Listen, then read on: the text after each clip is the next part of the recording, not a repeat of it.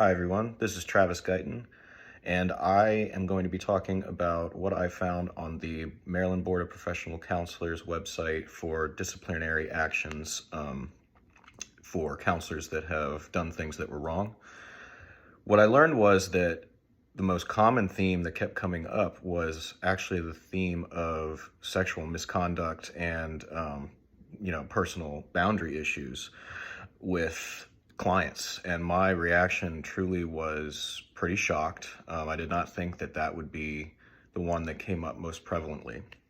There were some that involved breaches of confidentiality as well as some educational fraud issues where people were not doing what they needed to do to stay up to date with their educational requirements and certificate requirements.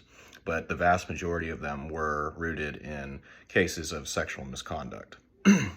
One of such cases was the case of Bennett Berman, who received complaints that the boards received complaints that he was speaking to clients sexually inappropriately, that he was friending clients on social media pages, and he even was accused of touching one specific client's breast.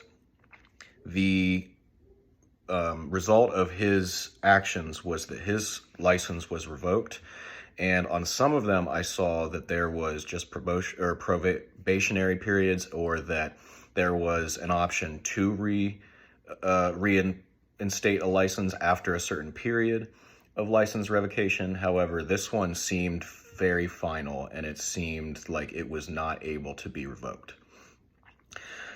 This violated a lot of ACA Code of Ethics as well as state board regulations. The ACA ethics codes that were violated were A5 and A6, meaning prohibited non-counseling roles, and then also maintaining boundaries.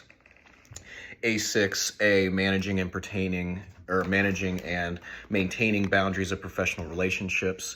A6B, extending counselors' boundaries, and then A6C, making sure that those boundaries, if they are extended, are documented, and none of that was done, I guarantee you. The A6E, non-professional interactions other than sex, are prohibited in the ACA Code of Ethics, so all of those were across the board not adhered to.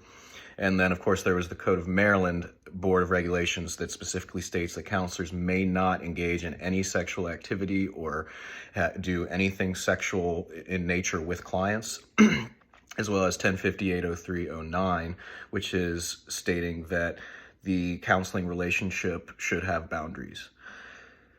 A question that this brings up for me personally is, how often am I going to encounter in the profession counselors who are having inappropriate relationships with clients? Because I did not think that it would be so prevalent. I didn't know that it was so prevalent. And it makes me wonder just how much I'm going to have to potentially report other counselors, or just have to be aware of what's going on in my workplace with who I'm working with. One thing that I found very interesting when I was researching for this was an article by Jenny Milbank, who went through different professions, counseling included, that prohibited sexual contact, of course, with clients, and then it went into an area that isn't talked about as much, which is having relationships with former patients or clients and navigating what that looks like and what is appropriate and what is not. And I think that her research actually was a really good step in the right direction, because it was addressing a gray area in counseling where there are certain times when having a relationship with a former client can be considered ethical depending on the process, and then there's other times where it is just not.